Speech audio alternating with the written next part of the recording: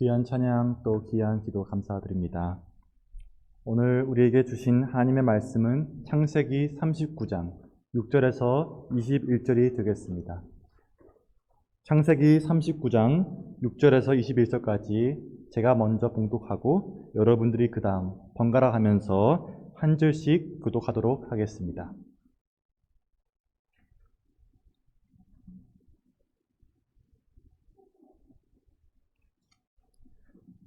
주인이 그의 소유를 다 요셉의 손에 위탁하고 자기가 먹는 음식 외에는 간섭하지 아니하였더라. 요셉은 용모가 빼어나고 아름다웠더라.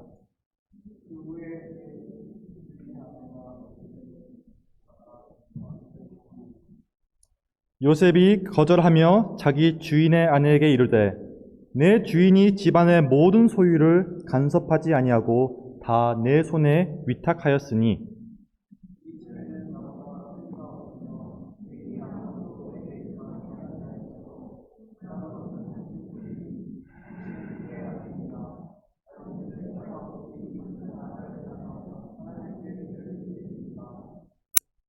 여인이 날마다 요셉에게 청하였으나 요셉이 듣지 아니하여 동침하지 아니할 뿐더러 함께 있지도 아니하니라.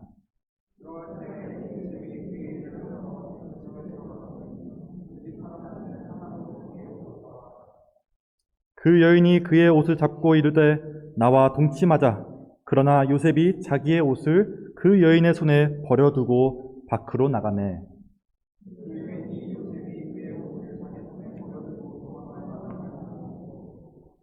그 여인의 집 사람들을 불러서 그들에게 이르되 보라, 주인이 히브리 사람을 우리에게 데려다가 우리를 희롱하게 하는도다. 그가 나와 동침하고자 내게로 들어오므로 내가 크게 소리 질렀더니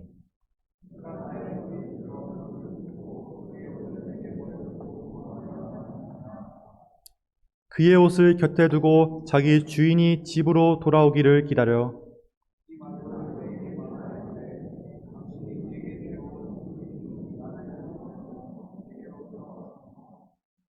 내가 소리 질러 불렀더니 그가 그의 옷을 내게 버려두고 밖으로 도망하여 나갔나이다.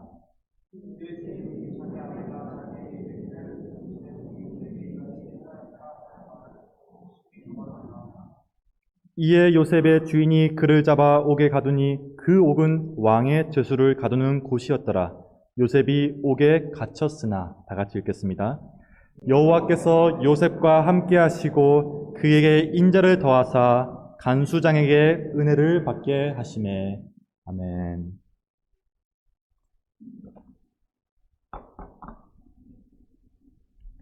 안녕하세요, 여러분. 이렇게 또 온 세대 예배로 말씀을 나누게 되어서 너무 기쁩니다. 오랜만에 보는 얼굴들도 있는데 다시금 오신 여러분들을 다 환영합니다. 그동안 EN 자녀들과 꾸준하게 창세기 인물들의 삶을 통해서 하나님과 그리스도인의 모습을 배워나가는 시간을 가졌는데 노아부터 시작해서 아브라함, 이삭, 야곱과 또 그 주위의 인물들을 이야기해 왔습니다. 오늘은 요셉이 보디발의 집에서 주인 아내를 나누고자 하는데 이 구약시대의 하나님의 성령의 사람으로서 요셉이 어떻게 하나님을 섬겨왔으며 또 이 나눔의 시간을 통해서 우리 모두의 영적 도전과 또 영적 성장을 이루시는 소중한 주일 예배가 되시기를 소망합니다. 요셉은 그 유명한 아브라함의 가정, 의 4대 손으로 태어났는데 아버지는 야곱으로서 야복강에서 하나님의 사람과 싸워 이겨 이스라엘이라는 훗날의 이스라엘 민족의 이름이 되죠. 이스라엘이라는 이름을 부여받은 참으로 믿음의 가정에서 태어났습니다. 그리고 야곱에게는 아들이 12명이 있었는데 요셉은 그 중에 11번째였습니다. 그런데 이 요셉은 다른 형들과 그 대우에서 큰 차이가 있었습니다. 바로 아버지 야곱의 사랑을 너무 티나게 받아든 겁니다.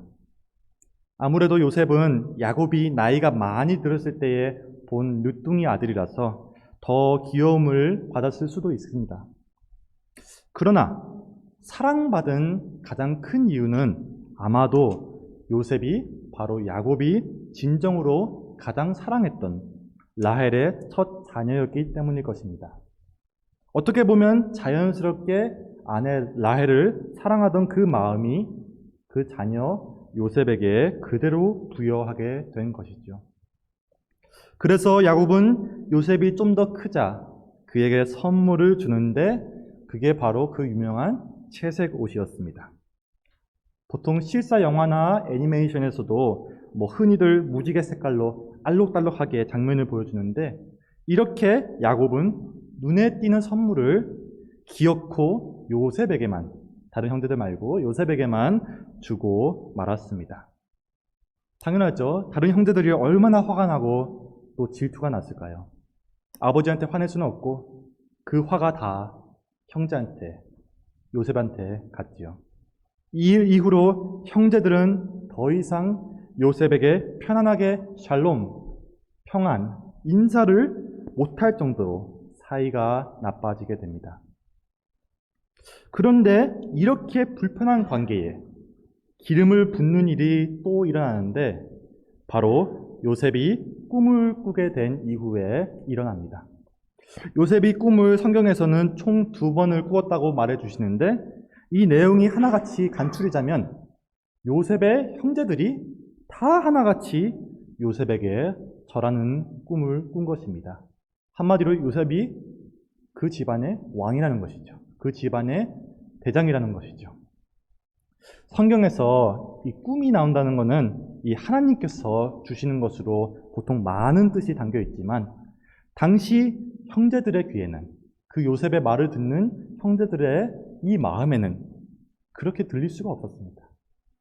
이미 화가 많았거든요.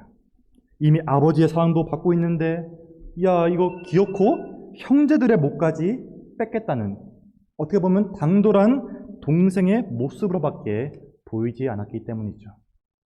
그래서 이것이 결정타가 되어서 요셉은 형제들에게 속아 애국으로 팔려나가는 끔찍한 일을 겪게 됩니다. 겉으로 보면 이런 저주도 없죠. 육으로 보면 잘 나가던 집안의 아들, 정말 온갖 이쁨을 받던 그런 집안의 11번째 아들에서 같은 혈육들에 의해 한순간에 노예로 전락해버렸기 때문입니다.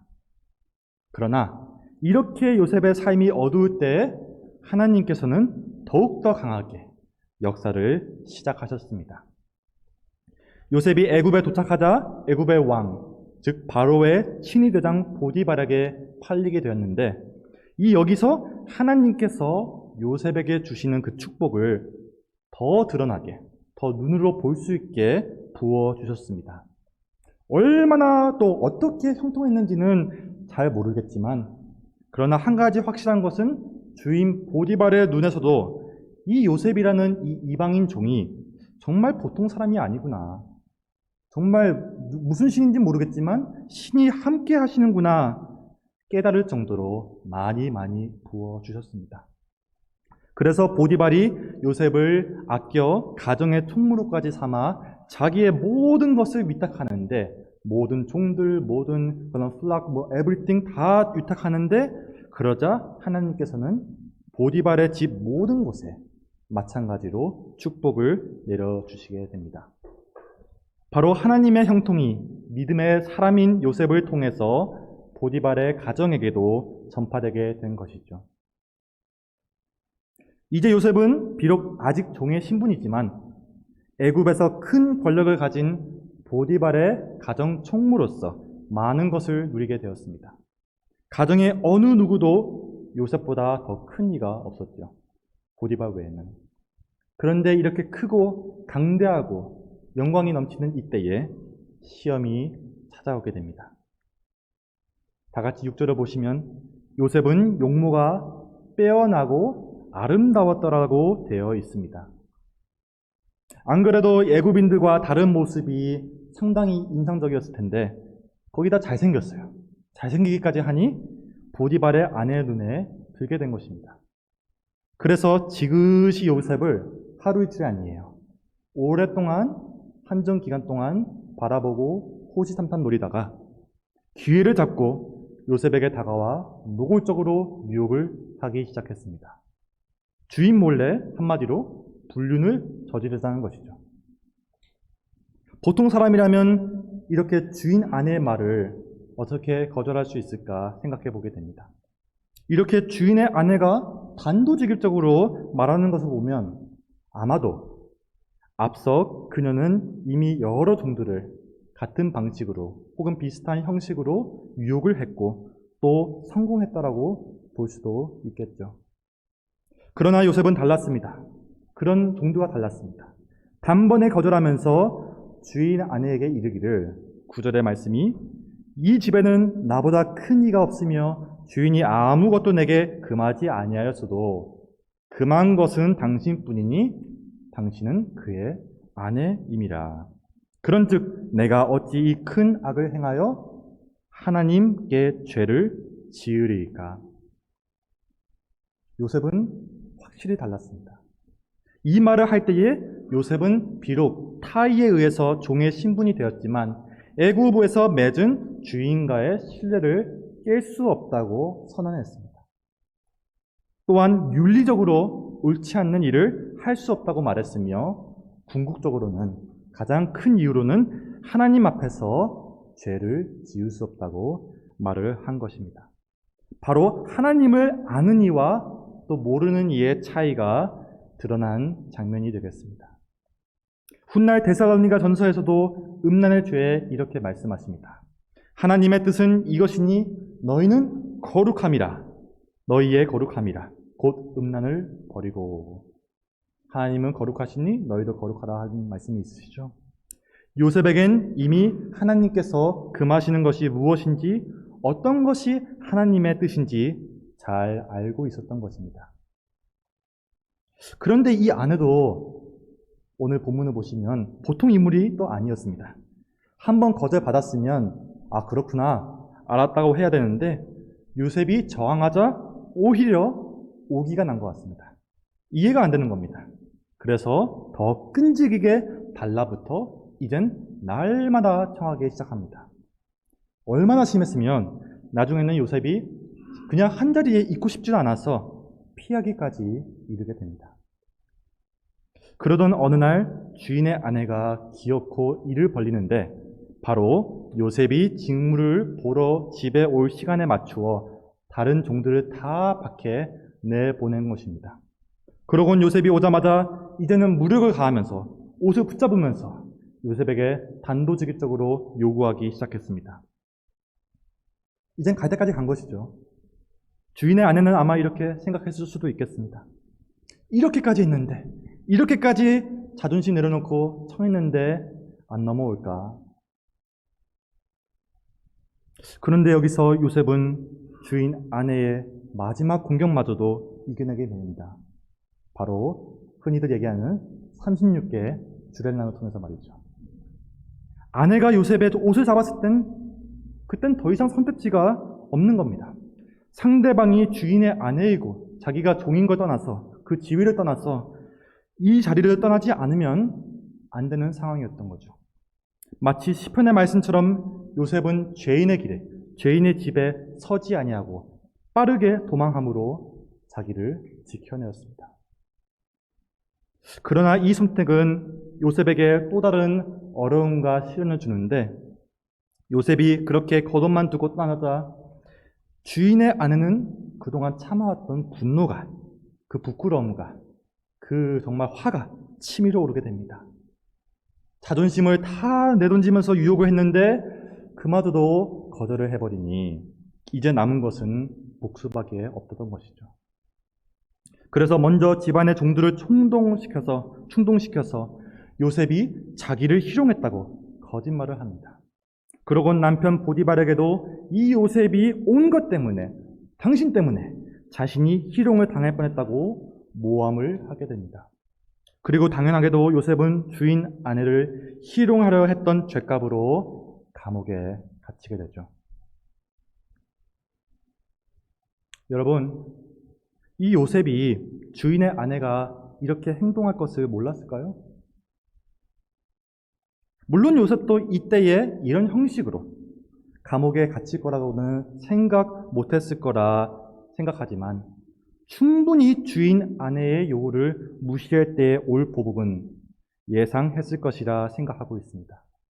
당연하죠. 집안에서 가장 보디발 그 다음으로 가장 권력을 가진 주인의 아내인데, 근데 그 사람이 불륜을 노골적으로 요구할 정도의 인물인데 과연 불이익이 없을까요? 그러나 요셉은 그럼에도 불구하고 불이익을 기꺼이 감수했습니다.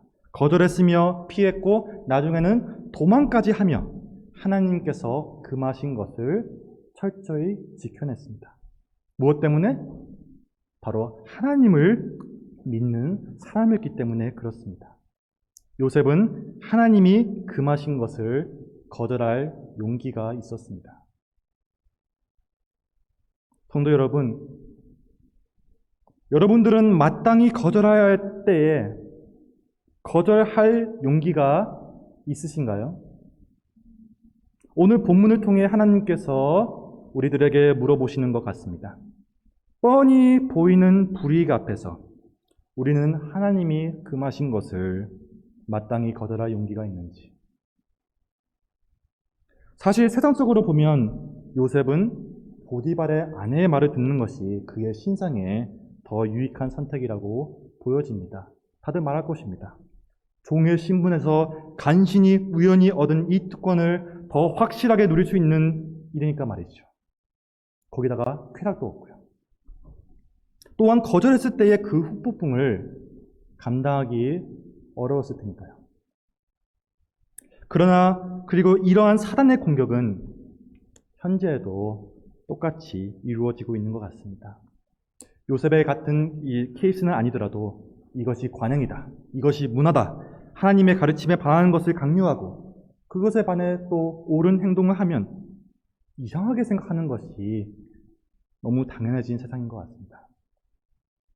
그리고 이런 세상에 살면서 거절할 때의 후폭풍이 두려워서, 걱정되어서 또 휩쓸려가는 이들 또한 많다고 생각이 듭니다. 그러나 성도 여러분, 잠언 5장에서는 이렇게 경고하십니다.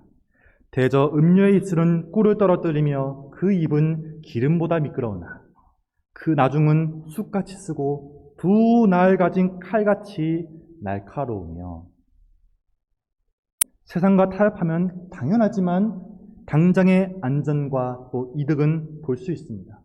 또 운이 좋으면 계속 승승장구할 수도 있겠죠. 요셉도 만일 보디발의 아내의 청에 수긍했다면 평안한 생을 살았을 수도 있습니다. 그러나 더 이상 주인 보디발의 앞에서 평안할 수 없었을 것이며 하나님의 임재하심을 잃어 그의 형통함도 끊어졌을 것입니다.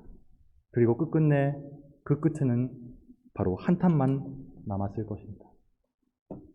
성도 여러분, 우리들이 부르는 그리스도인이 누구입니까?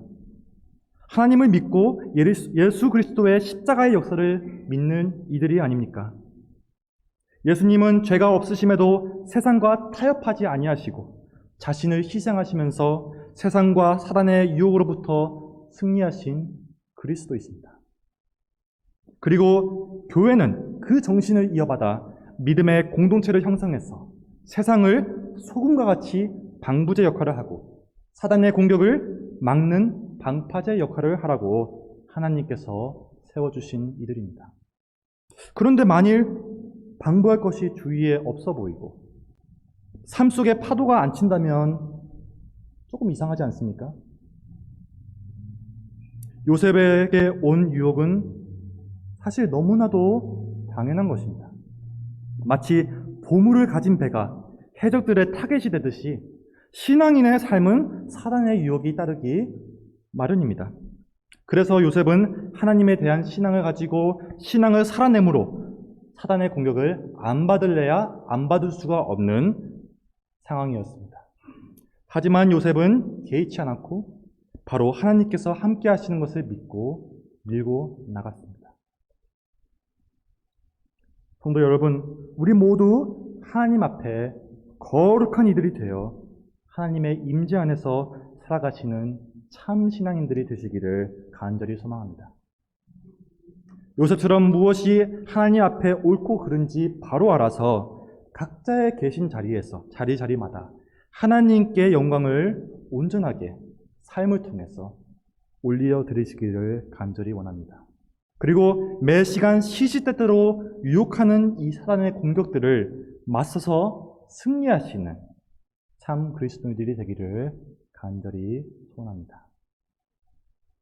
그리스도인들은 사단을 대항하여 방파제 역할을 온전히 이행할 때에야 비로소 신앙의 열매를 맺게 됩니다. 그리고 하나님께서는 이렇게 신앙을 지키는 자들을 가만히 두지 않으십니다. 요셉을 보십시오. 비록 육으로 볼 때에는 세상에 대항해서 보디발의 아내의 권력에 대항해서 모든 것을 다시금 잃은 것 같았지만 하나님께서는 오히려 그의 발걸음을 더 큰 자리로 인도하셨습니다. 하나님께서 크게 쓰실 인물로 빚어주신 것입니다. 그 일들을 통해서. 당시 애굽에서는 이 보통 요셉과 같은 죄를 저지르면 감옥이 무슨 말이에요? 바로 참수입니다. 바로 처형입니다. 그러나 하나님께서는 보디발의 마음을 주장하셔서 요셉이 그래도 처형에 당하지 않고 오히려 왕의 제수들이 있는 곳에 들어가게 하셨습니다. 또 그 감옥의 간수장에게도 주인대와 같이 은혜를 받게 하셔서 요셉이 그 재반 사무를 다 치리하게, 다 할 수 있도록 하셨습니다. 보디발의 집에서도 흥했듯이 감옥에서도 흥하게 하신 것입니다.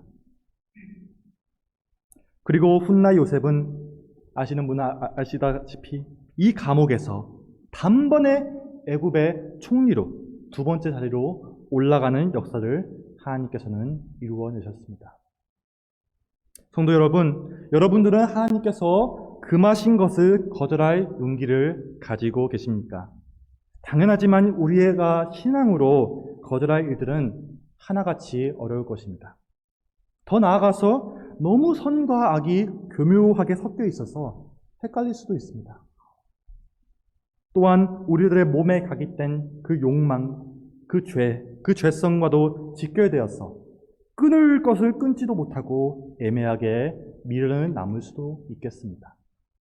그러나 그리스도인으로 이 자리에 나오신 우리 성도 여러분들, 이 시간 주님의 보혈에 힘입어 결단하시면 좋겠습니다.